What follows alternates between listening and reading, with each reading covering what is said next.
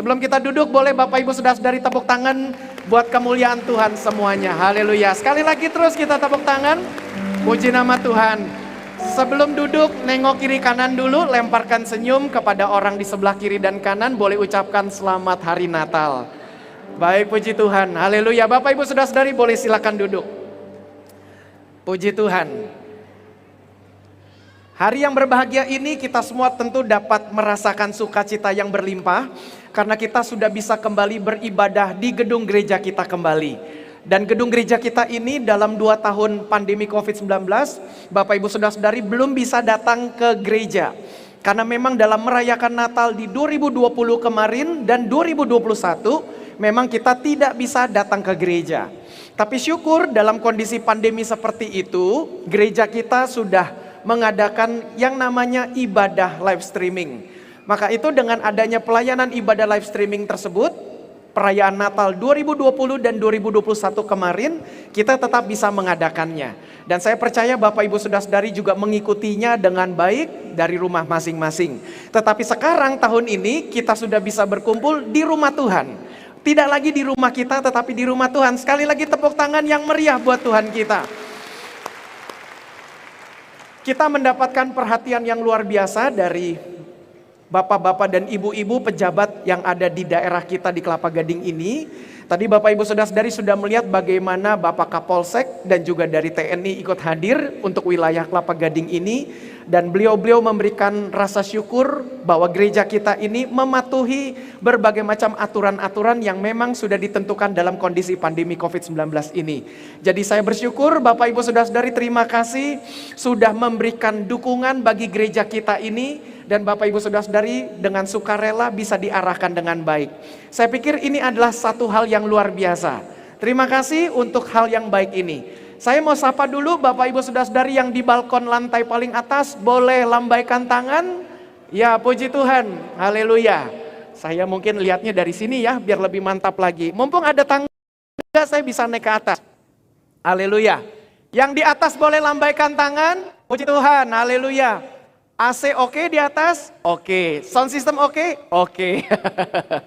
Baik, puji Tuhan. Yang di balkon lantai 2 boleh lambaikan tangan. Walaupun saya agak susah melihatnya karena lampu yang menyorot. Puji Tuhan. Tentu yang ada di balkon boleh lambaikan tangan. Haleluya. Kok yang di balkon gak ada hunya? Oke, yang ada di chapel boleh kita lambaikan tangan bagi mereka. Yang ada di chapel Mawar Saron, walaupun kita tidak bisa lihat mereka. Tetapi kita mau lambaikan tangan buat mereka semuanya. Puji Tuhan. Sekali lagi tepuk tangan buat kita semua Bapak Ibu. Haleluya. Hari ini saya pakai pakaian jas bahan kain dari Maluku. Jadi besok saya akan pakai kain dari NTT kembali, Nusa Tenggara Timur. Yang dari Sumatera Utara saya belum dapat kainnya, maka itu. Jadi gimana ini orang-orang Sumatera Utara? Coba katakan sama-sama, Horas. Iya, ya ketahuan tuh suaranya kan. Ditunggu bahan kainnya. Baik, puji Tuhan Bapak Ibu. Tentu saya juga izinkan beberapa saat ini untuk menyapa cabang-cabang gereja kita. Walaupun tadi sudah disapa, tapi saya juga rindu untuk Bapak Ibu Saudara-saudari Jemaat GBI Mawar Saron Jakarta bisa berkenalan dengan mereka semua. Yang pertama dari sisi kanan saya, cabang Cilengsi, boleh lambaikan tangan yang dari Cilengsi? Iya, puji Tuhan. Kok muka-muka Batak juga ya dari Cilengsi ya? Oke, sebelah kirinya maksudnya kanannya Bapak Ibu itu adalah dari Pondok Gede. Boleh lambaikan tangan Pondok Gede? Iya, puji Tuhan Pondok Gede. Kemudian sebelahnya lagi Harapan Indah. Iya, waduh suaranya paling mantap. Memang penuh dengan harapan. Kemudian cabang Jonggol, boleh lambaikan tangan di sebelahnya. Baik, puji Tuhan, Jonggol. Kemudian yang berikutnya adalah cabang Banten, boleh lambaikan tangan. Nah, mereka ini suka sombong. Mereka suka ngaku kami dari Belanda. Apa itu Belanda? Belakang bandara. Karena lokasi mereka itu belakang bandara Soekarno-Hatta. Jadi mereka ini cabang Belanda-Belandaan.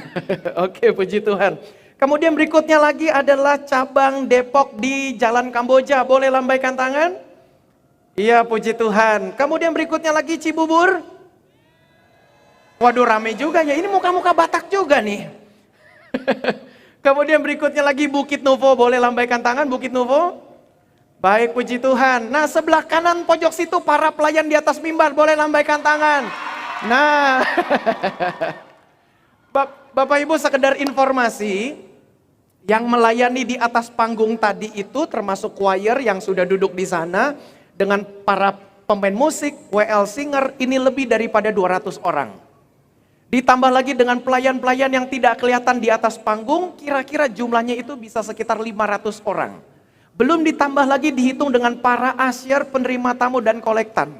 Bisa jadi jumlah mereka itu bisa menyentuh sampai 1.500 orang. Boleh tepuk tangan buat semua yang sudah melayani kita pada hari ini. Terima kasih Bapak Ibu Saudara-saudari semua, ini luar biasa. Saya pikir ini akan menjadi satu hal yang sangat baik, membangkitkan semangat kita semuanya. Baik, puji Tuhan Bapak Ibu Saudara-saudari, di depan AA dan BB, blok-blok ini adalah para pelayan dan keluarga-keluarga juga yang terlibat melayani juga membantu di gereja kita. Dan terima kasih buat Bapak Ibu yang sudah duduk di bagian sisi belakang, balkon lantai 2 dan lantai 3, tentu sekali lagi terima kasih untuk tetap mengikuti arahan. Dan memang dalam kondisi pandemi COVID-19 ini, arahan seperti ini amat sangat penting. Baik, puji Tuhan, terima kasih. Bapak Ibu, kita akan masuk dalam pembahasan khotbah kita. Tema Natal kita hari ini berbicara tentang kedatangannya membawa kabar baik. Memang Natal itu tidak bisa dipisahkan dengan kabar baik. Tetapi kabar baik yang saya mau hadirkan pada kesempatan khotbah edisi 2022 ini adalah 3 jenis kabar baik dalam momen Natal 2022 ini. Memang dalam momen Natal 2022 ini Bapak Ibu Saudara-saudari merasakan keadaan yang berbeda. Karena memang dalam Natal seperti ini kita merayakannya dalam kondisi masih pandemi COVID-19. Bapak Ibu Saudara-saudari mengalami kita ibadah harus tidak bersentuhan dulu, tetap menggunakan masker dalam keadaan yang tidak seperti biasanya. Nah, tetapi saya sangat yakin dan percaya tetap 3 pesan kabar baik ini Tuhan ingin Bapak Ibu Saudara-saudari semua mendapatkannya hari ini. Maka itu 3 alasan ini akan kita buka dari Injil Matius. Pasalnya yang pertama, kita akan mulai baca dari ayatnya yang luar biasa itu, dari ayat yang pertama, pasal 2 maksud saya, Matius pasal 2 ayat yang pertama sampai ayat yang ke-12. Matius pasalnya yang kedua, ayat pertama sampai ayat yang ke-12. Bapak Ibu Saudara-saudari, seperti kebiasaan kita selalu kalau mau baca Alkitab, selalu kita bangkit berdiri, maka itu mari kita bangkit berdiri dengan penuh semangat. Kita akan dengan suara yang gagah perkasa, kita akan baca secara bergantian. Saya akan membaca ayat-ayat yang ganjil, Bapak Ibu jemaat terkasih, mohon bantu membaca ayat-ayat yang genap, dan ayat yang terakhir nanti ayat ke-12 kita akan membaca bersama-sama.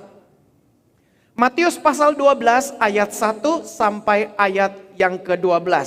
Orang-orang Majus dari timur. Sesudah Yesus dilahirkan di Betlehem di tanah Yudea pada zaman Raja Herodes, datanglah orang-orang Majus dari timur ke Yerusalem. Silakan.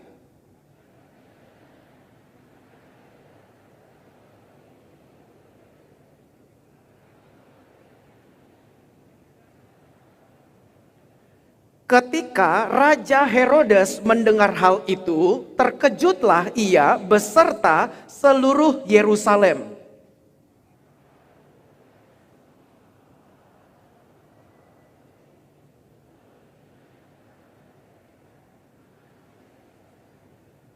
Mereka berkata kepadanya, di Betlehem di tanah Yudea, karena demikianlah ada tertulis dalam kitab Nabi.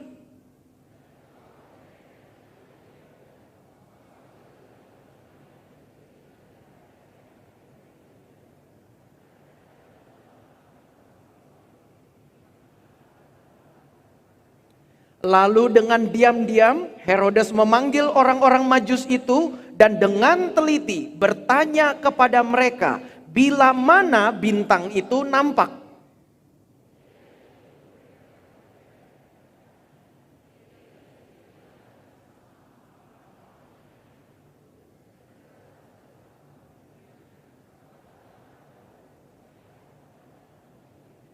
Setelah mendengar kata-kata raja itu, berangkatlah mereka. Dan lihatlah, bintang yang mereka lihat di timur itu mendahului mereka hingga tiba dan berhenti di atas tempat di mana anak itu berada.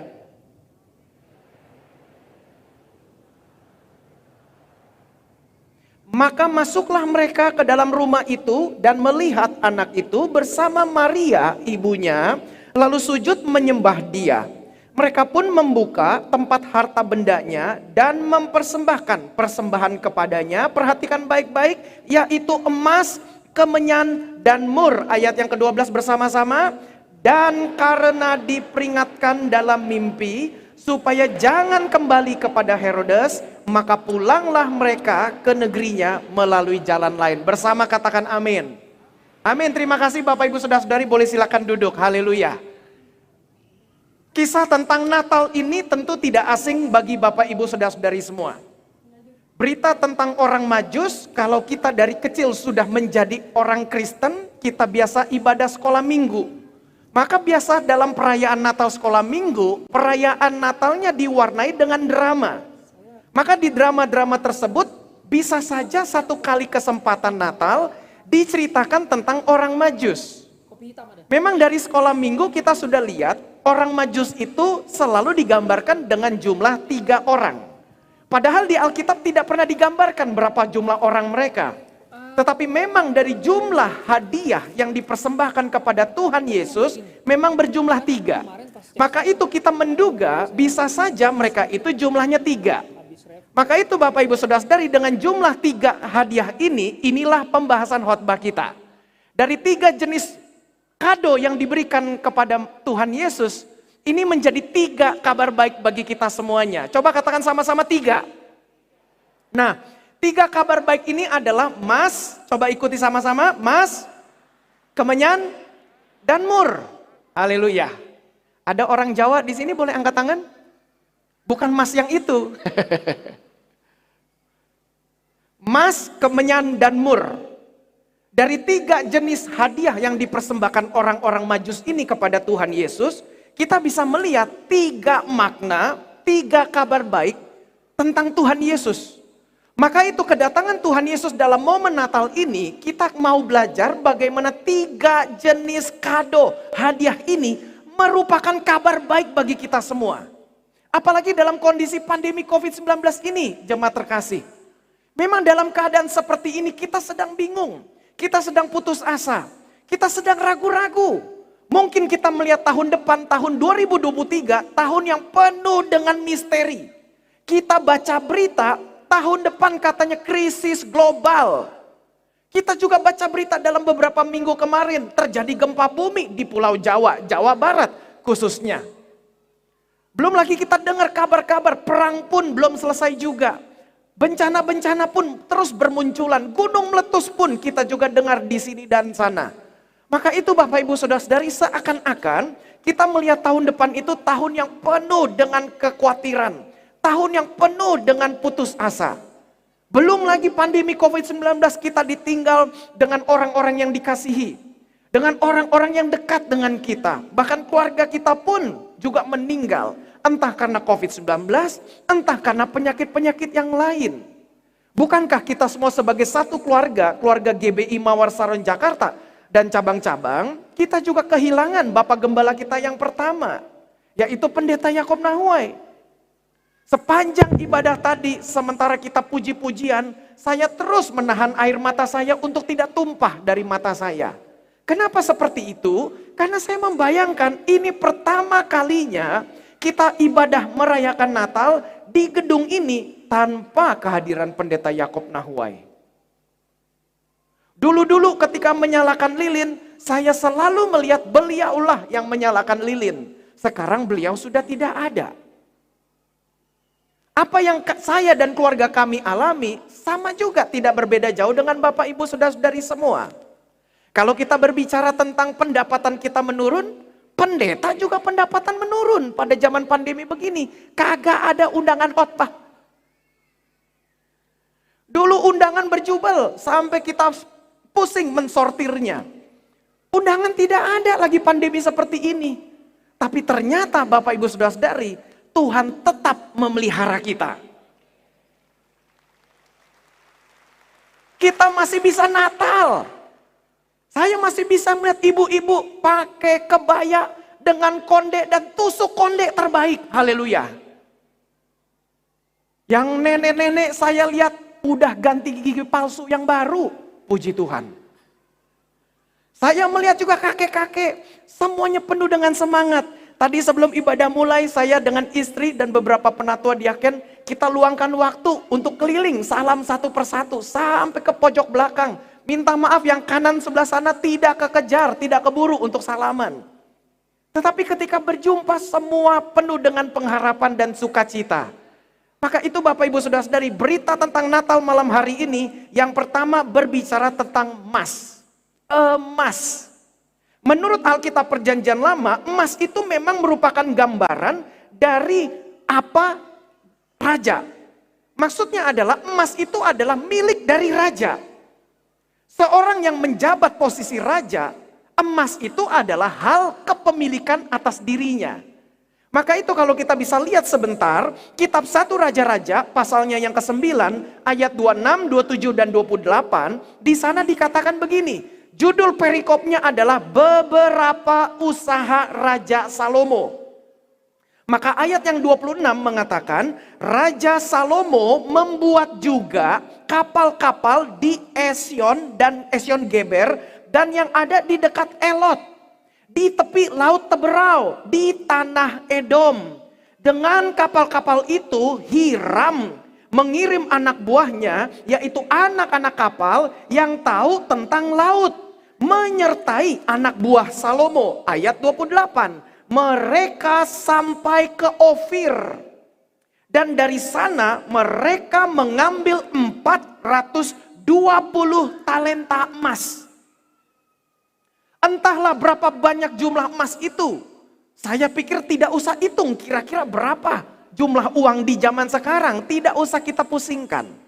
Tetapi dengan kita membaca judul perikopnya saja, beberapa usaha Raja Salomo.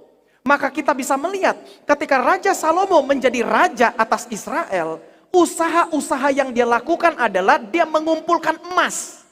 Dan emas itu diambil dari daerah Ofir. Daerah Ofir itu Bapak Ibu Saudara-saudari terletak di selatan. Kira-kira itu kalau di zaman sekarang terletak di area-area antara Saudi Arabia atau di seberangnya ada di sekitar dari Mesir bagian kanan.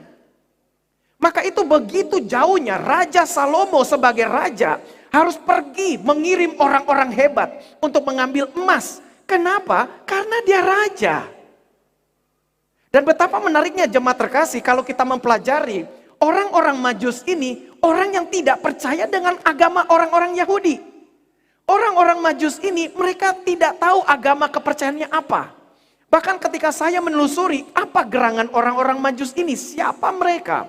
Maka saya menemukan bahwa salah satu pekerjaan dari orang-orang Majus itu adalah mereka melakukan ilmu sihir menyihir.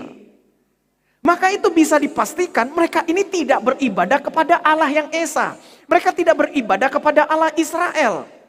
Maka itu dengan melihat latar belakang mereka, kok bisa mereka yang tidak percaya dengan nubuatan dari perjanjian lama tentang kedatangan Mesias bagi orang Yahudi, kenapa mereka bisa membawa kado pertama itu adalah emas? Emas itu adalah untuk raja. Dan Bapak Ibu jangan lupa tadi kisah yang kita baca, sebelum orang-orang Majus itu berjumpa dengan Tuhan Yesus, mereka berjumpa dulu dengan Herodes. Dan Alkitab tidak mencatat apakah mereka membuka sebagian emas dipersembahkan kepada Raja Herodes. Jawabannya tidak. Maka itu kita bisa melihat bagaimana Alkitab itu menggambarkan Raja Herodes tidak mendapatkan emas dari orang-orang Majus. Tetapi haleluya, justru Tuhan Yesuslah yang mendapatkan emas itu. Jadi dengan kata lain, kabar baik yang pertama dalam perayaan Natal 2022 ini adalah emas mendeklarasikan Tuhan Yesus sebagai Raja. Tepuk tangan buat Tuhan Yesus Bapak Ibu. Jadi pada hari ini, hadiah Natal yang kita bawa pulang nanti. Kabar baik yang kita dapatkan adalah Yesus Kristus datang sebagai Raja. Dengan dia menjadi raja, Bapak Ibu Saudara-saudari, apakah kita mesti khawatir atas hidup ini? Apakah kita masih ragu-ragu menatap hari esok? Apakah kita masih takut untuk menatap 1 minggu ke depan? Karena 1 minggu ke depan Pak Pendeta sudah ganti tahun. Kita baca di berita pemerintah sudah batalkan cuti bersama, jadi nggak ada cuti Pak Pendeta. Maka itu Bapak Ibu Saudara-saudari, kalau kita yakin pada malam hari ini, 2000 tahun yang lalu orang Majus mendeklarasikan Tuhan Yesus sebagai raja. Maka itu layaklah mereka membawa emas. Dan emas itu dipersembahkan kepada Tuhan Yesus yang adalah raja. Maka itu saya hadirkan malam hari ini Tuhan Yesus sebagai raja.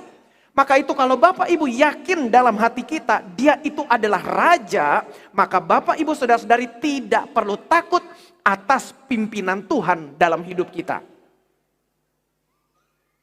Kita bersyukur dalam masa-masa sekarang ini Indonesia masuk dalam kategori aman dalam menanggulangi COVID-19. Kita dalam posisi baik. Dan ini menjadi gambaran bahwa syukur pemerintah yang kita doakan, selalu kita doakan setiap ibadah minggu, ternyata bekerja dengan baik untuk penanganan COVID-19. Haleluya. Maka ini menjadi gambaran bahwa apabila pemerintah Indonesia saja bisa memimpin dengan baik, maka rakyatnya tenang. Terlebih lagi ini adalah raja di atas raja. Maka itu Tuhan Yesus sebagai raja harus kita yakini dalam hati kita, jemaat terkasih. Harus kita yakinkan dalam perjalanan hidup kita. Ngomong sama istri sama suami, Pak jangan takut, Ma jangan takut. Yesus Kristus Tuhan adalah raja atas hidup kita. Kalau dia menjadi raja, pemerintahannya pasti akan adil dan sejahtera. Tepuk tangan buat Tuhan Yesus Bapak Ibu. Maka dengan begini kita makin yakin dalam hidup kita. Bapak Ibu harus saya bersaksi malam hari ini. Bapak Ibu berkumpul di gedung dom kita ini karena memang ini gereja kita. Tetapi tentu Bapak Ibu Saudara-saudari yang selama ini mungkin belum pernah datang ke gereja, Bapak Ibu sudah melihat banyak perbedaan terjadi dalam gereja kita. Dalam kondisi pandemi COVID-19, kalau saya boleh buka sedikit manajemen gereja, dalam kondisi kolekte menurun, gerejamu dan gerejaku bisa beli sound system baru dengan harga di atas 5 miliar. Gerejamu dan gerejaku bisa beli videotron yang baru, haleluya. Dengan harga 1 miliar lebih Bapak Ibu, total berapa? Belum lagi kita tambah unit AC. Belum lagi kita ini itu perbaikan dan sebagainya. Berapa banyak uang yang kita harus keluarkan. Pertanyaannya, emangnya gereja ada duit? Jawabannya gereja nggak ada duit. Tapi gereja punya Tuhan Yesus Kristus yang pegang semua harta di dalam alam semesta ini. Maka itu ketika saya melihat bagaimana Tuhan menjadi raja atas gereja kita ini, maka saya berkata, Tuhan, aku sebagai gembala, wakilmu atas gereja ini, aku tentu tidak boleh takut karena engkau adalah raja atas GBI Mawar Saron. Pasti engkau akan memimpin dengan baik, pasti akan engkau menyediakan. Maka itu malam hari ini kita deklarasikan Tuhan Yesus Kristus sebagai raja atas hidup kita. Sekali lagi tepuk tangan buat Tuhan Yesus Bapak Ibu, haleluya.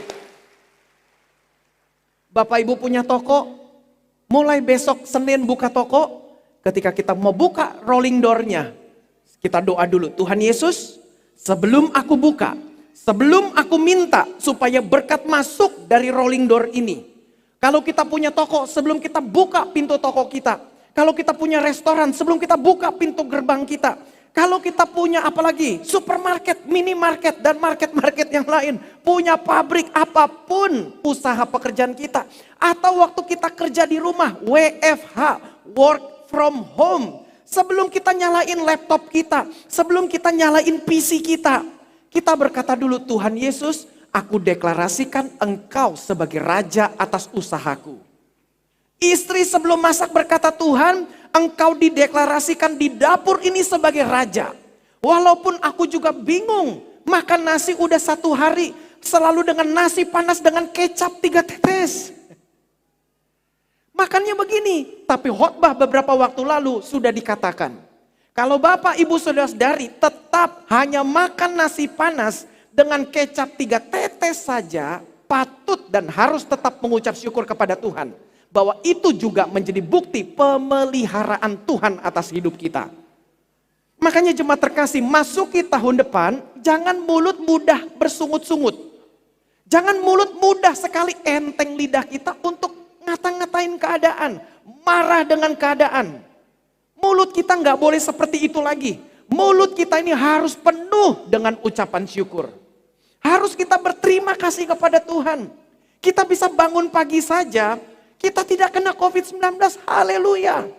Saya kena COVID-19, puji Tuhan nggak ngerasa apa-apa waktu itu. Cuman pas ketika dites, badan kayaknya rasa-rasa nggak enak. Nggak enaknya cuma sedikit tes, total, wah positif saya. Ya udah isoman lah 14 hari, kira-kira tahun yang lalu. Kita bisa ada sekarang semua karena pertolongan Tuhan. Bukankah ini menjadi bukti Tuhan Yesus adalah Raja atas hidup kita. Dia bisa memerintah dengan baik, dia melakukan keputusan-keputusan dengan adil. Bapak Ibu yang sudah merasakan kita setia beribadah, kita taat pergi ke gereja, kita rajin melayani dengan sungguh-sungguh, dengan hati murni, dengan hati tulus. Lihat bagaimana kita ada sampai hari ini. Semua karena pertolongan Raja di atas segala raja, Yesus Kristus Tuhan namanya. Sekali lagi tepuk tangan buat Tuhan Yesus Bapak Ibu. Haleluya. Jangan takut jemaat terkasih. Kita mesti yakin. Orang-orang Majus menemukan tanda bintang dari timur. Dan mereka melihat bahwa ini pasti seorang raja. Mereka baca gulungan-gulungan kitab orang-orang Yahudi. Mereka menyelidiki. Ternyata dikatakan ada nanti seorang raja ditandai dengan bintang yang bersinar. Mereka bertanya satu dengan yang lain sementara mereka buka gulungan-gulungan kitab. Mereka bertanya, ini dikatakan katanya ini raja. Coba kamu baca lagi. Teman yang satu lagi, kamu kan lebih ngerti bahasa Yahudi, bahasa Ibrani. Coba kamu baca. Pas dia baca ulang-ulang lagi, dia baca lagi dan dia berkata, ini betul raja orang Yahudi. Lalu mereka berkata, kalau betul ini adalah raja, maka kita harus datang menyembahnya. Dan mereka berkata, baik, kalau memang ini raja, hadiah untuk raja itu adalah emas. Maka itu deklarasi yang pertama, Tuhan Yesus Kristus datang membawa kabar baik bagi kita semua karena dia itu adalah raja. Kejadian 13 ayat 1-2 dikatakan, Abram dan Lot berpisah. Maka pergilah Abram dari Mesir ke tanah Negeb dengan istrinya dan segala kepunyaannya. Dan Lot pun bersama-sama dengan dia. Adapun Abram sangat kaya, banyak ternak, perak dan apa? Emasnya. Emas itu bukan hanya menjadi tanda kepemilikan dari raja. Maka emas itu juga menjadi bukti raja yang memilikinya adalah kaya raya. Haleluya. Maka bukan sekedar pemilik emas saja. Berapa banyak raja-raja kecil ada di tanah Israel saat itu. Ada raja yang besar menduduki kota Yeriko. Ada yang lebih besar lagi, misalnya menduduki di area Bukit Sion di kota Yerusalem. Ada lagi raja-raja kecil di kota-kota kecil. Nah, ada pun juga raja yang tidak punya emas. Jadi dengan kata lain, raja yang mempunyai emas itu pasti raja yang kaya raya. Dan malam hari ini Tuhan Yesus dinyatakan. Orang-orang Majus datang membawa emas, menandakan Tuhan Yesus raja, tetapi raja yang kaya raya. Haleluya. Maka itu malam hari ini, sore hari ini, saya hadirkan dengan penuh rasa bangga dan ucapan syukur.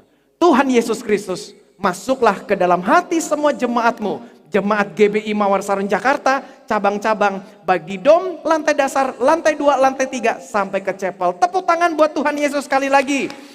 Percaya pulang bawa Tuhan Yesus dan berkata, hai Raja, mari pulang bersama dengan aku. Itulah pesan yang pertama. Emas gambaran dari raja. Raja bukan sembarang raja, tetapi raja yang kaya raya. Maka itu Bapak Ibu Saudara-saudari tidak perlu takut menghadapi hidup ini. Pasti Tuhan Yesus Kristus akan sebagai Raja menuntun langkah kehidupan kita kepada damai sejahtera dalam hidup ini. Nanti di akhir khotbah kita sama-sama mau doa. Bapak Ibu Saudara-saudari ada yang punya masalah, kita datang kepada Raja. Bapak Ibu yang punya sakit penyakit, kita datang kepada Tuhan Yesus dan percaya namanya akan dinyatakan kembali. Bahwa namanya adalah nama di atas segala nama. Dia berkuasa atas segala macam masalah. Dia sanggup menyembuhkan sakit penyakit kita. Maka itu nanti kita akan berdoa sama-sama. Tapi balik dulu ke khotbah, karena ini masih khotbah. Maka itu Bapak Ibu Saudara-saudari, Tuhan Yesus datang menyatakan diri sebagai Raja. Maka itu saya tidak takut dalam memimpin gereja ini, meneruskan penggambalaan pendeta Yakob. Kalau ditanya-tanya Bapak Ibu, kalau saya mau buka sedikit rahasia, adalah ketika pendeta Yakob Nahuai meninggal dunia, pulang ke sorga pada tanggal 2 Februari tahun 2021. Pada saat itu saya dalam keadaan terpukul, dalam keadaan sedih, dalam keadaan bingung. Walaupun saya tahu satu waktu Pak Yakob pasti akan meninggal. Saya juga tahu kalau Pak Yakob meninggal, saya yang akan meneruskan penggembalaan. Saya sudah tahu, saya sudah persiapkan diri. Kuliah Alkitab S1, S2. Sudah persiapkan diri, sampai S2 pun ngambil magister manajemen, hanya tidak lulus saja. Supaya ngerti manajemen. Sudah persiapkan diri dengan baik. Tapi ternyata ketika waktunya tiba, saya nggak siap. Saya perlu hampir 1 tahun Bapak Ibu. Seperti kura-kura masuk ke dalam tempurungnya. Sampai kalau di kantor kita adakan rapat on-site dengan jumlah orang yang dikendalikan jumlahnya. Saya tidak berani duduk di kursinya Pak Yakob. Saya duduk di kursinya saya, di sebelahnya beliau, di sebelah kirinya. Itu kursi wakil gembala. Saya duduk di situ. Nggak berani duduk di kursi Pak Yakob. Sampai rapatnya mulai penuh, mulai rame ruangannya, nggak ada yang berani duduk di kursi Pak Yakob. Sampai saking padatnya, saya berkata, mending tarik kursi baru aja. Saya nggak mau duduk di situ. Tapi hampir 1 tahun lamanya. Baru saya seperti kura-kura keluar dari rumahnya. Baru saya berkata, iya saya harus berani pimpin gembala Tuhan yang besar ini, gembala jemaat ini. Sambil belum lagi bisikan-bisikan berkata, memangnya mampu? Memangnya sanggup? Waktu kita mulai adakan ibadah Bapak Ibu, bulan Mei 2022 ini, 8 bulan yang lalu, waktu pemerintah mulai mengatakan sudah boleh ibadah secara normal, maka rapatlah kami semua, penatua diaken dan tim-tim pelayanan lainnya, tim pemusik kita panggil, yuk kumpul ke gereja, kita rapat, ada rapat onsite, ada rapat pakai online, semua kita lakukan, kita diskusi, rundingan semuanya. Tim infrastruktur gereja menginfokan, Pak Gembala, saya waktu itu kuping masih belum terbiasa dipanggil Pak Gembala. Seringnya dipanggil Wagem, wakil gembala. Sampai beberapa gembala cabang aja masih suka salah panggil saya. Shalom Pak Wagem, maksud saya Pak Gembala. Masih salah nyebutnya. Saya bercanda, sekali lagi salah, copot dari gembala cabang. Kita adakan rapat, laporan masuk, Pak Gembala.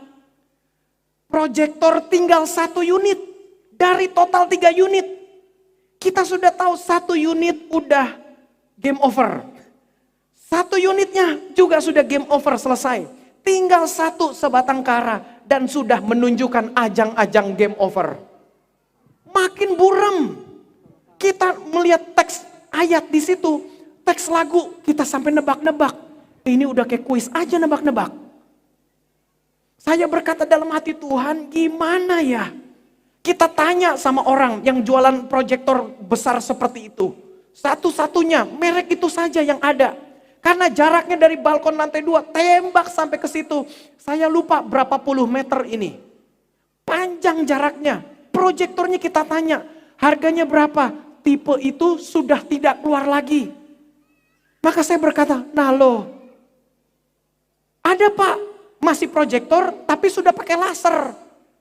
Lalu saya tanya, berapa harganya? 1 unit, 1 miliar. Saya berkata dalam hati, waduh. Terus gimana dong untuk layar kita yang besar begini? Ya kalau memang mau oke punya, mesti 3 proyektor. Ya satunya 1M, 3 proyektor jadi berapa? 3M. Langsung saya dalam keadaan bingung, larilah saya. Berdoa kepada Tuhan, Raja di atas segala raja. Saya berkata, Tuhan, pimpinlah gerejamu. Aku sebagai hambamu. Kan kamu sendiri Tuhan yang panggil aku. Aku dulu tidak mau jadi pendeta Tuhan. Aku maunya jadi bisnismen. Aku dulu juga mimpi mau jadi graphic designer. Ilah keren amat, graphic designer, desain grafis Tuhan. Aku gak mau jadi pendeta. Tapi Tuhan panggil aku. Saya berkata dalam hati saya, pasti ada rencana Tuhan. Pasti akan ada maksud Tuhan. Dan ternyata betul Bapak Ibu Saudara-saudari jemaat terkasih. Buat cabang-cabang yang sudah pernah dengar, saya mau sampaikan lagi. Buat gembala-gembala cabang, jangan pernah takut dengan Tuhan kita. Tuhan di GBI Mawar Saron di Jakarta, di pusat ini, sama dengan Tuhannya Bapak-Bapak, Ibu-Ibu semua di cabang-cabang. Jadi hari ini, jemaat-jemaat cabang, waktu melihat seperti ini, Videotron keren, sound system mantap, oke punya, AC sudah oke. Maka berkata begini, Tuhan yang sama yang disembah di GBI Mawar Saron Jakarta, lakukan juga perkara-perkara besar di cabang kami masing-masing. Haleluya. Karena dia raja. Dan dia sebagai raja, raja yang adil Bapak Ibu. Haleluya. Raja yang adil tidak pilih kasih. Orang tua bisa pilih kasih, kamu dapat warisan, kamu tidak, kamu tidak. Orang tua bisa pilih kasih, tapi raja di atas segala raja yaitu Tuhan Yesus Kristus tidak pilih kasih. Tidak ada satu anak yang difavoritkan, semua sama dan kelahirannya bagi kita semua. Tepuk tangan buat Tuhan Yesus Bapak Ibu, haleluya. Inilah Tuhan Yesus, Tuhan yang menjadi topik Natal kita. Maka itu Bapak Ibu jangan takut, dia itu raja yang adil. Pemerintahannya itu adil dan pemeliharaannya itu nyata. Maka itu Bapak Ibu jangan putus asa. Siapa tahu di sini ada yang sudah menikah lama tapi belum punya anak, jangan takut. Tahun depan kita doa.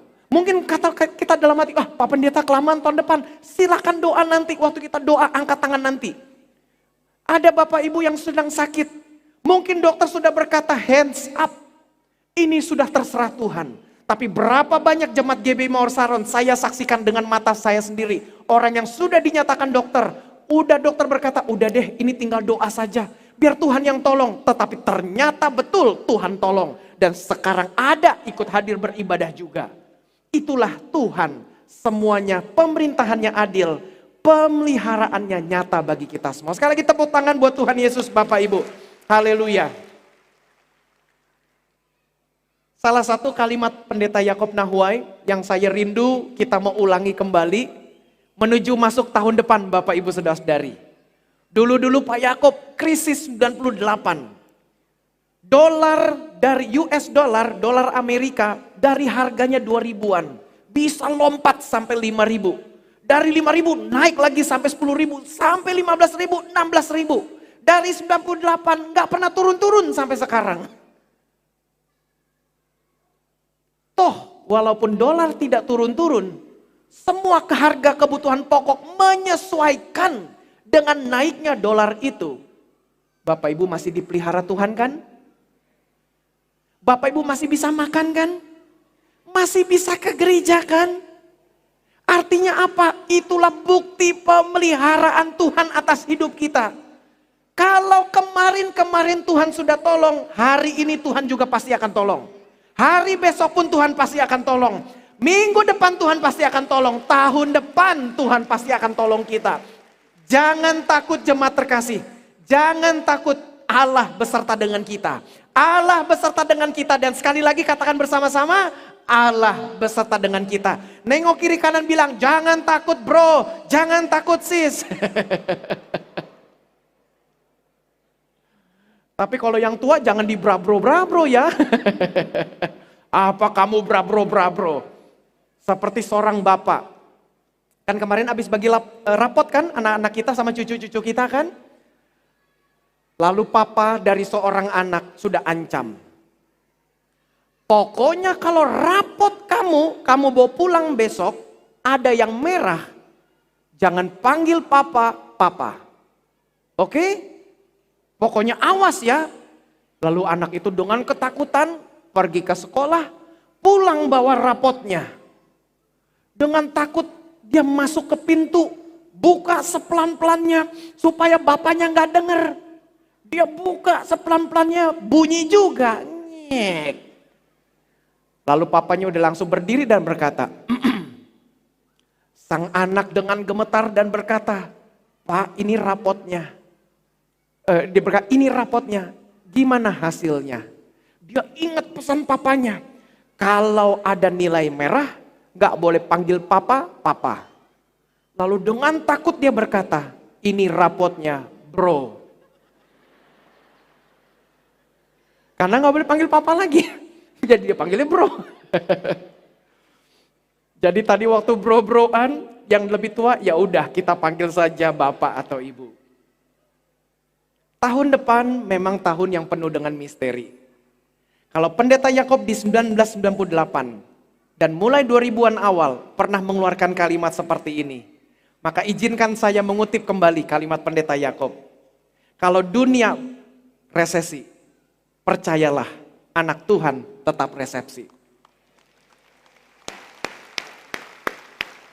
Jangan takut Bapak Ibu. Walaupun uang di dompet kita buka, gak berani lihat. Kita bilang, mama aja ngeliat. Buka rekening bank, bukan ada saldo, malah minus. Kita buka e-money kita, pas kita buka, ya ampun gak ada saldonya. Belum lagi pulang, udah ada sambutan, bukan lonceng Natal, tapi bunyi token PLN yang perlu diisi. Nit. Sampai anak kita yang paling kecil ngikutin lagi, nit. Dia ikut masuk lagi, nit. Hus, biar aja di luar, ikut aja nit. Telepon berdering di rumah udah menyatakan tinggal besok tidak bayar akan diputus. Langsung kita berkata dalam hati, Tuhan bagaimana sekarang? Malam hari ini saya mau kasih tahu, jangan takut Bapak Ibu. Ada kalanya pertolongan Tuhan memang perlu menunggu satu malam, begitu mepetnya. Memang ada kalanya pertolongan Tuhan itu nyampe waktu air sudah setinggi leher kita seperti ini. Dan kita berkata, Tuhan ini udah jinjit. Ternyata pada saat mau naik sekali lagi, Tuhan hanya mau ngetes seberapa percayanya kita kepada Raja di atas segala raja. Maka itu Bapak Ibu jangan takut. Bapak Ibu jangan khawatir. Jangan putus asa. Allah beserta dengan kita. Sekali lagi tepuk tangan buat Tuhan kita Bapak Ibu. Ini kabar baik yang pertama. Raja di atas segala raja selalu bersama dengan kita. Dan bukankah Tuhan Yesus dipanggil dengan panggilan Immanuel. Allah beserta dengan kita. Dia raja yang tidak meninggalkan kita. Tadi Bapak Kapolsek hadir sudah meninggalkan kita. Saya ikut antar beliau turun ke sisi kiri saya. Beliau berkata, Pak Pendeta, malah saya dipanggil Pak Gembala lagi. Karena beliau orang Kristen. Pak Gembala, mohon maaf, saya pamit. Karena saya masih ada 37 gereja lagi yang harus saya kunjungi. Saya berkata, selamat berjuang Pak. Saya bercanda dengan beliau, selamat berjuang Pak. Beliau sudah tidak ada lagi. Kita boleh kenal dengan pimpinan hebat. Kita boleh kenal nama-nama yang hebat di republik ini. Tapi dengar baik-baik jemaat terkasih. Mereka tidak standby 24 jam untuk kita. Kita kenal dengan dokter yang paling ahli di republik ini. Bahkan di luar negeri. Singapura kah, di Penang kah, Malaysia. Sampai di Amerika kah. Kita kenal. Kita punya nomor handphonenya, nomor WA-nya. Kita punya di handphone kita. Sampai kita sering berkata, kapanpun aku telepon, pasti dia akan jawab. Tapi dengarlah baik-baik jemaat terkasih. Percayalah, mereka tidak tersedia 24 jam bagi kita. Tetapi malam hari ini, saya hadirkan ada satu sosok yang selalu siap 24 jam bagi kita semua. Siapa namanya? Sekali lagi siapa namanya? Sekali lagi siapa namanya? Tepuk tangan buat Tuhan Yesus, haleluya. Bapak Ibu jangan takut, percaya Allah beserta dengan kita. Tuhan pasti tolong. Kalau kemarin Tuhan sudah tolong, hari ini pasti Tuhan tolong. Kalau yang lain ditolong, saya juga ya Tuhan. Percaya dengan itu jemaat terkasih. Itu kabar baik yang pertama, Tuhan Yesus sebagai Raja. Raja yang kaya, Raja yang luar biasa. Yang kedua, kemenyan. Kemenyan itu memang buat kita di orang Indonesia. Kalau Bapak Ibu cium kemenyan, apalagi dekat kuburan, pelayan Tuhan pun juga bisa lari. Kita pulang Natal dengan kebaya model begini, Toto lagi pulang jalan kaki. Toto, mak, kok bawa kemenyan ya mak? Langsung istri berkata, iya pak, kok bawa kemenyan juga ya pak? Suami udah mulai gulung celana. Kebaya istri juga udah mulai diangkat. Suami bisik, mak, hitungan ketiga kita lari ya mak.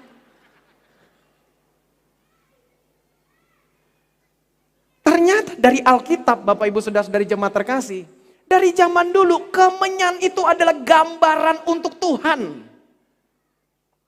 Bayangkan orang Majus yang tidak punya keyakinan kepada orang Yahudi. Yang tidak ada urusan dengan bangsa Israel. Ketika mereka melihat bintang itu bersinar, mempelajari kitab-kitab orang Yahudi. Lalu mereka berkata, ini adalah raja dan dia juga adalah Tuhan. Maka itu karena mereka tahu ini adalah Tuhan dan mereka mengambil juga kemenyan. Pertanyaannya kemenyan itu buat apa? Maka itu Yusuf dengan Maria memakai kemenyan itu bisa dijual. Sehingga dia bisa merawat Tuhan Yesus sampai dewasa.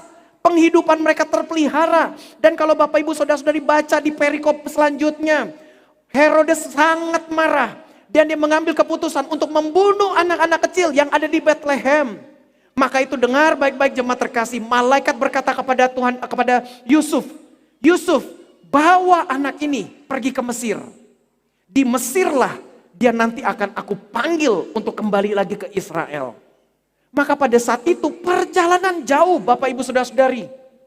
Kalau kita lihat di peta Alkitab kita di halaman belakang. Kita akan menemukan bagaimana jarak yang amat sangat jauh. Dari Yerusalem, Bethlehem turun sampai ke daerah Mesir. Jauh. Belum lagi pada zaman itu betapa banyaknya perampok-perampok dan perompak-perompak. Tidak mudah untuk pasangan keluarga ini. Suami istri dengan satu anak. Perlu mengungsi ke sana. Tidak mudah. Tapi kemenyan itu menjadi pemeliharaan Tuhan kepada keluarga ini. Maka itu Bapak Ibu Saudara-saudari saya percaya. Kita berdoa sama Tuhan malam ini. Dan berkata Tuhan, aku juga mau terima kemenyan dari Engkau. Walaupun bukan kemenyan asli. Bukan kemenyan yang kita perlu bakar dari tempat kita ini. Tapi kita terima dengan iman kita. Kemenyan melambangkan Yesus adalah Tuhan.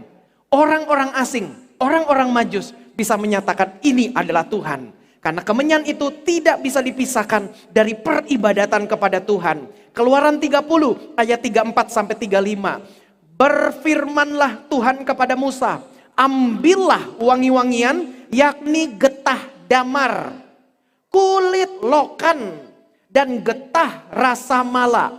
Wangi-wangian itu serta apa? Kemenyan yang tulen. Kemenyan asli. Masalahnya kita di Indonesia, kita sudah kena dengan kebiasaan di Indonesia. Kalau kita cium kemenyan, kita pikir ada setan. Kita cium bau-bau begitu, bau melati, wih ada setan. Gak taunya mama mertua baru pulang beli parfum baru. Ditempeleng kita. Makanya Bapak Ibu Saudara-saudari gambaran bercanda sedikit. Bapak Ibu tahu gak? Kenapa Petrus menyangkal Tuhan Yesus sampai 3 kali? Buat yang di pusat mungkin udah tahu.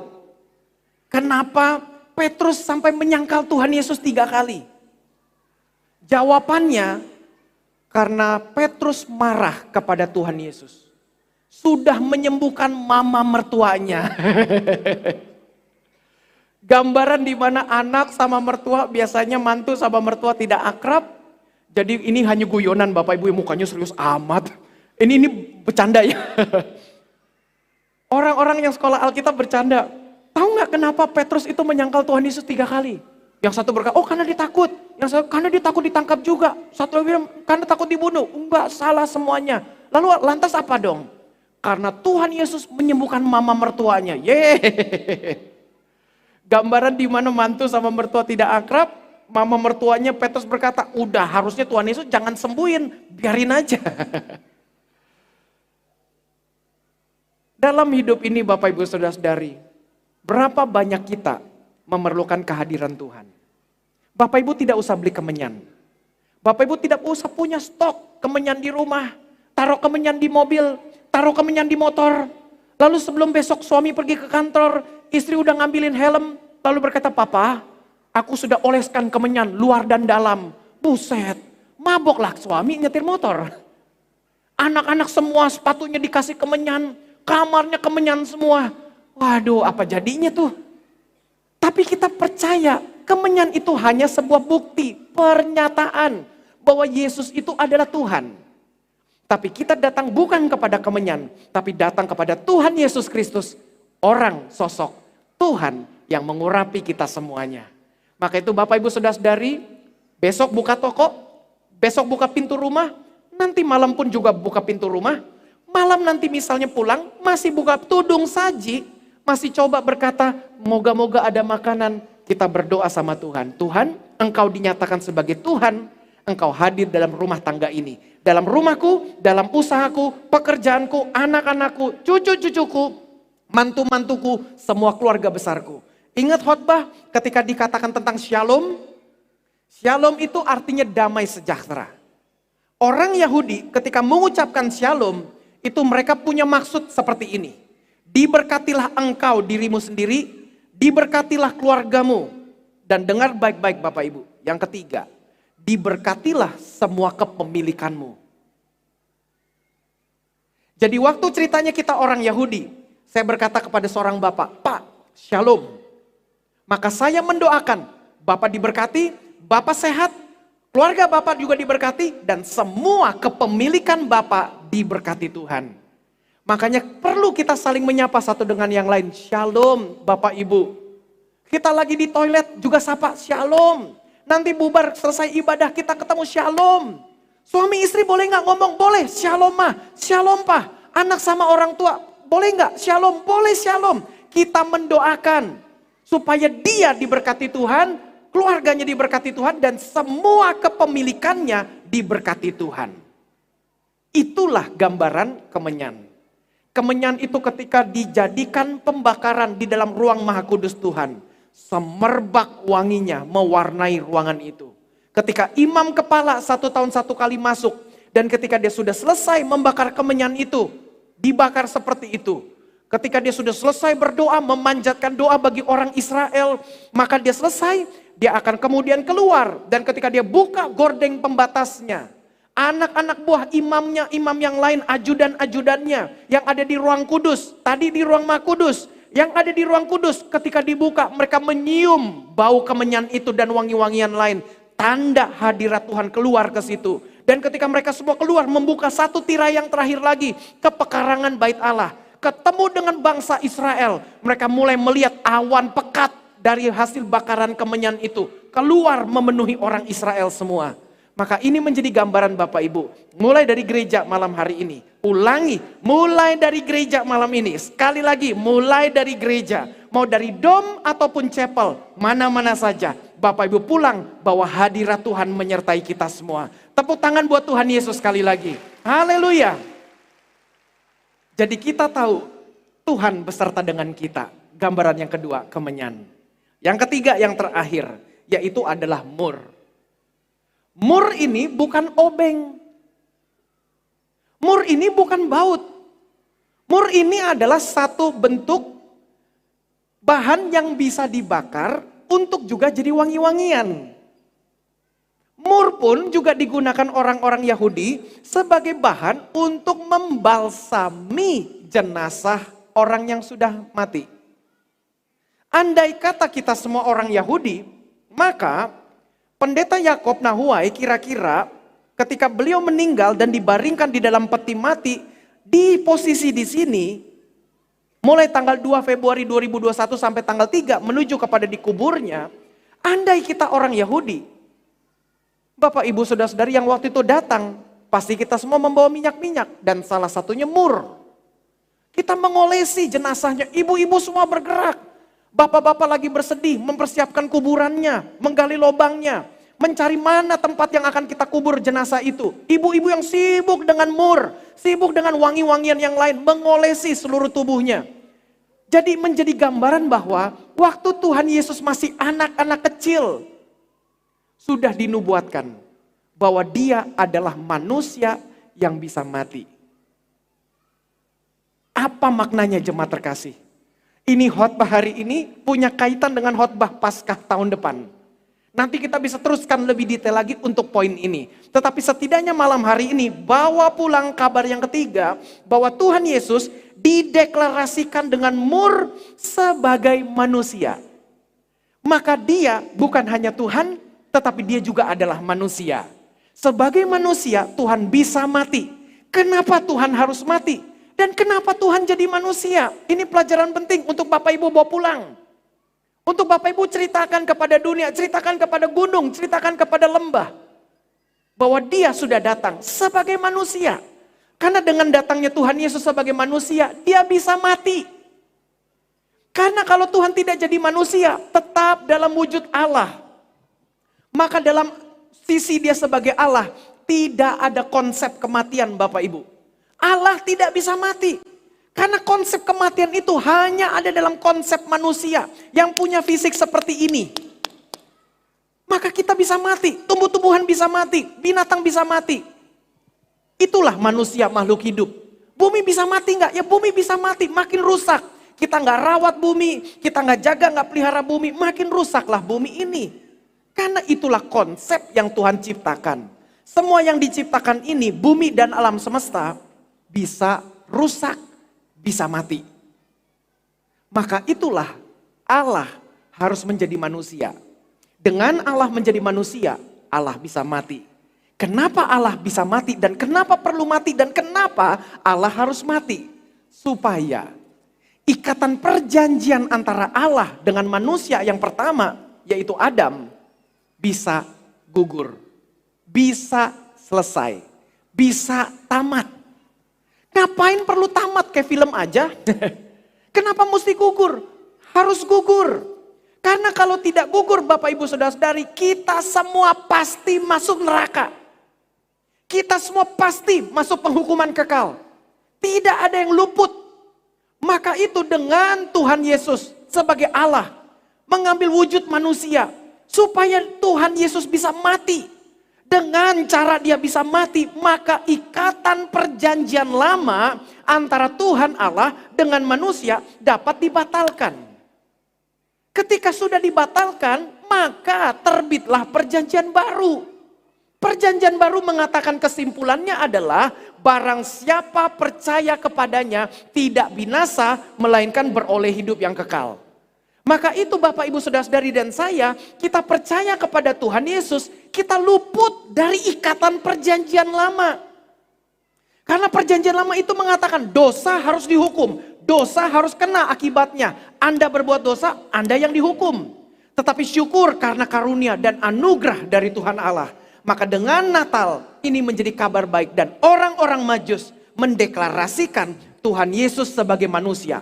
Mur menjadi tanda bahwa Tuhan Yesus bukan hanya Raja, bukan hanya Tuhan. Tetapi Tuhan Yesus adalah manusia. Dengan Tuhan Yesus jadi manusia, dia bisa mati. Dan dalam kondisi dia mati, maka selesailah hukuman Tuhan Allah. Dengan hari ketiga, Tuhan Yesus bangkit. Maka disitulah hari kemenangan kita. Dengan kita merayakan Tuhan Yesus menang atas kematian, kita percaya kepadanya dan kita menyerahkan diri untuk dibaptis, maka kita mendapatkan perjanjian baru. Tepuk tangan buat Tuhan Yesus Bapak Ibu, haleluya. Saya pikir poin ketiga ini sangat penting untuk Bapak Ibu harus pahami. Kalau saya boleh berkata Bapak Ibu Saudara-saudari, memerlukan studi yang tidak panjang, studi yang tidak pendek maksud saya. Studi yang panjang untuk menemukan rahasia ini. Mendalami Alkitab, baca pelan-pelan. Temukan benang merahnya. Baru saya bisa berkata, waduh ini rahasia alam semesta. Yang tidak pernah bisa orang bayangkan. Tidak pernah dilihat, tidak pernah didengar, tidak pernah dipikirkan. Tuhan sediakan bagi kita. Yaitu apa? Keselamatan. Makanya Bapak Ibu Saudara-saudari malam hari ini kita semua berbahagia. Kita mendapatkan kabar keselamatan. Kabar baiknya, Natal berbicara tentang keselamatan. Keselamatan melalui Allah yang menjadi manusia. Dengan Tuhan Yesus menjadi manusia, digambarkan dengan mur. Mur itu adalah satu sejenis balsam, rempah-rempah, wangi-wangian untuk menguburkan orang yang sudah mati. Maka inilah kira-kira 33 tahun sebelum Tuhan Yesus mati. orang-orang Majus sudah menubuatkan bahwa mur ini akan dipakai satu waktu untuk bisa menyatakan Yesus ini adalah manusia. Dia bisa mati bagi kita semua. Maka itu Bapak Ibu Saudara-saudari, 3 kabar baik ini saya tutup dengan kesimpulan yang luar biasa adalah, yang pertama sekali lagi, dia sebagai raja yang kaya. Maka itu Bapak Ibu Saudara-saudari, kabar baik ini perlu kita bagikan kepada dunia. Bapak Ibu dalam kondisi jasmaniah, saya hadirkan Kristus Yesus sebagai raja yang kaya raya. Apa yang selama ini engkau gumuli, minta hari ini. Karena firman Tuhan berkata, barang siapa mencari akan mendapat. Barang siapa mengetok pintu, baginya pintu akan dibukakan. Maka itu ketoklah pintu hari ini. Minta sama Tuhan dan saya percaya Tuhan akan memberikannya. Tuhan akan membukanya. Yang penting Bapak Ibu jangan khawatir, jangan takut. Percaya saja Allah beserta dengan kita. Haleluya. Maka itu dia datang membawa kabar baik bagi kita semua. Karena dari segi jasmaniah yang pertama, dia itu sebagai raja, dia memerintah kita. Pemerintahannya adil, pemerintahannya baik. Kita pasti dipelihara dengan baik. Yang kedua, sebagai Tuhan, jiwa kita tenangkan. Tenangkan hati kita, tenangkan pikiran kita. Sama seperti badai di Danau Galilea. Berapa banyak kita punya badai di hati kita? Berapa banyak badai ada di pikiran kita? Sampai kita takut melangkah. Sampai kita takut untuk tidur. Tidur takut besok gak bangun. Kita khawatir akan hari esok. Hari ini kita katakan sama apa yang kita takutkan dalam hati dan pikiran kita. Hai badai yang membuat aku sulit untuk tidur. Hari ini aku hadirkan Yesus Kristus Tuhan. Dia yang berjalan di atas air dan yang berkata kepada badai, hai badai diam. Itu kita katakan. Bapak Ibu yang punya sakit penyakit, bilang begini, penyakit diam. Yesus Kristus ada dalam hatiku. Kita punya masalah, diam masalah, jangan takut Tuhan beserta dengan kita. Bapak Ibu yang kejebak kelilit utang pinjam online, karena gak ngerti. Asal punya niat untuk bayar, katakan kepada utang itu, hai utang diam. Jangan udah hutang, niat gak bayar. Lalu ditelepon, diam.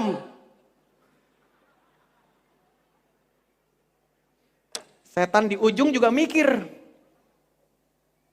Ngomong sama kuntilanak, lu aja deh yang urusan sama dia.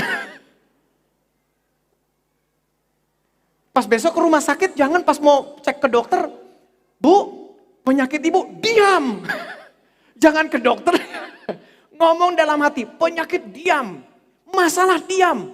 Kalau kita punya hutang pengen bayar tapi sulit. Pas kita mau bayar keluarga di kampung sakit, kita kirim ke keluarga di kampung. Lalu bingung, langsung kita berkata Tuhan tolong. Dan hai masalah diam. Baru bisa begitu. Anak-anak kita udah rajin sekolah, rajin belajar baik-baik. Tapi kok kenapa ya kita takut untuk bisa masuk ke universitas yang kita idam-idamkan, di mana anak kita bisa bawa tas yang isinya kertas, pergi pulang naik patas. Kita bilang sama masalah diam. Mungkin ada yang rapot anaknya ditahan sekolah karena belum bisa bayar. Jangan ke sekolah besok, ngomong sama kepala sekolahnya, diam. Jangan gitu, bilang diam masalah. Jangan takut, jiwa kita tenangkan karena ada Tuhan. Yang ketiga yang terakhir dari segala aspeknya adalah roh.